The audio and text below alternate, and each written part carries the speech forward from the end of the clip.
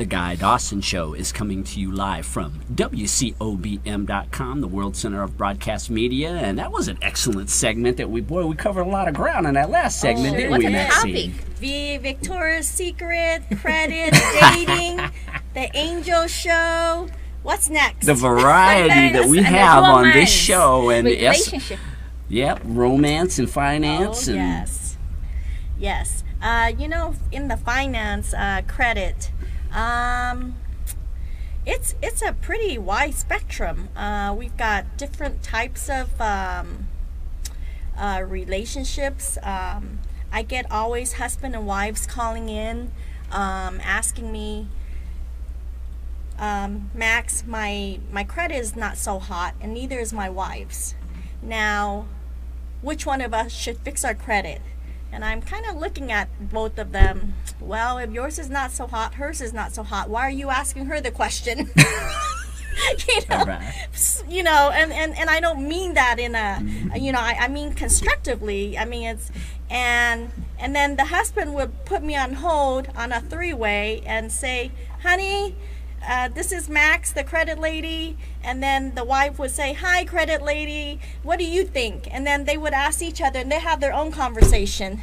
And then, you know, and I really say, look, it's $4.99 for a one-time fee.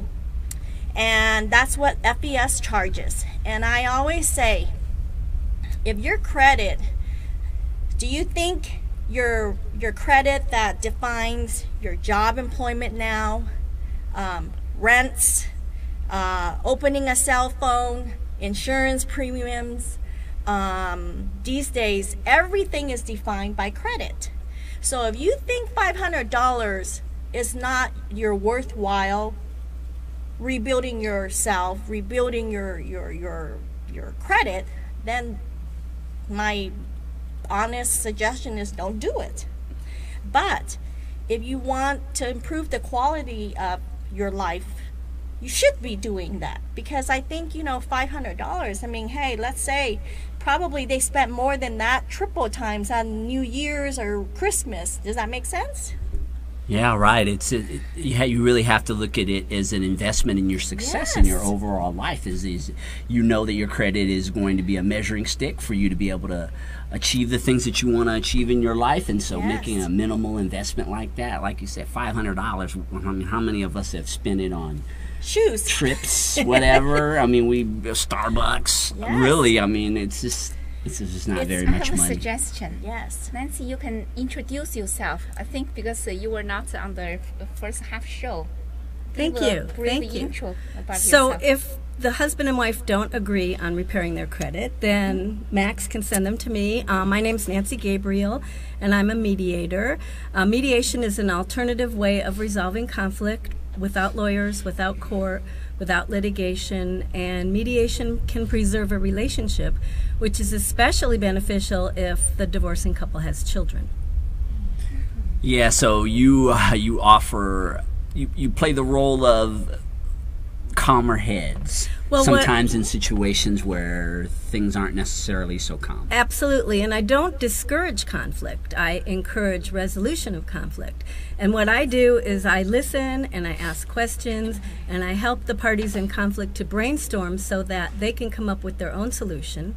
And once they reach their own solution, then I write up an agreement and they sign it in front of a notary, and it becomes a legal and binding contract. And depending on the nature of the conflict, they'll go to a paralegal or an attorney if they need to file for divorce. If it's a landlord-tenant issue, they might be done once they sign the agreement, or whatever the nature of the conflict is. I've represented partners buying each other out of businesses. I've represented neighbors who can't agree on when to let the dogs out, and barking dogs, and any kind of a conflict can be resolved through mediation. I like to say if you can sit in the same room with the person you're in conflict with, I can help you. Now, I have something to add to that. Now, when I get a phone call, I'm going to call you now as the, what do you call? The neutral third party. The neutral third party. Yes, yes. Yes. And that's what I am, because I'm not a lawyer, and I'm not a judge, and I'm not an arbitrator. So I'm not going to tell anybody how to resolve their own conflict. I'm going to help them figure it out for themselves. I have a question. Oh, you go ahead. Oh, go ahead, Kwan. I have a question. What kind of ratio, like people will taking your advice before going to court and Well, hire attorneys? I don't know that I could Half, give you a maybe? ratio, but I would tell you that my success rate in mediation is more than 95%. And the reason is because people come to me in the spirit of cooperation to begin with. They want to cooperate. They want to resolve right. it. They want to move forward with their lives peacefully and with dignity and not with becoming broke in the process. Because let's face it, attorneys charge a fortune. That's how I got into this business in the first place. My husband died several years ago, and after he died, my stepdaughter sued me in probate court for my share of the family business. And I was almost catatonic. It was a surprising death, and I couldn't even handle barely leaving my house, let alone taking over the business. And she was afraid that's what I was going to do, so she sued me, and it completely destroyed our relationship forever. So after that was resolved, I went, there has to be another way to resolve conflict where relationships are preserved. And so I found mediation and started training, and it really works. It really works. I wish I'd have known about it back then. So it really does make a difference, like you said before, because when people come to you as compared to, say, you go to family court. You go to family court, generally, the reason why you're there is because you couldn't get along anyway, and then you sit down with a mediator, and then all the things that have been festering all are dumped on the table, whereas with you, people are actually working to resolve something. Right, and when you go to court, there's a winner and a loser. And usually it's the lawyers who are winners. And I don't mean to badmouth lawyers. My whole family's lawyers. But in mediation, everybody wins. Because everybody is compromising, everybody is being heard and listened to, and everybody has a voice. And that's the difference. And that's why the success rate is so high. Now, may I ask you, what's the she's asked for the ratio? Now, I'm interested on an average of, is it finances?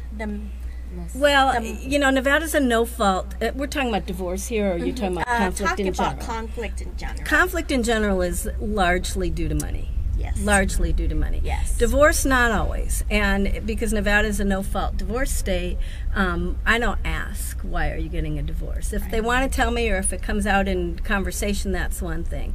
But what if it's a family, let's say a blended family. Let's say you're marrying somebody and she has children and you have your son, and you want to make sure that everybody's on the same page with ground rules when you're blending a family.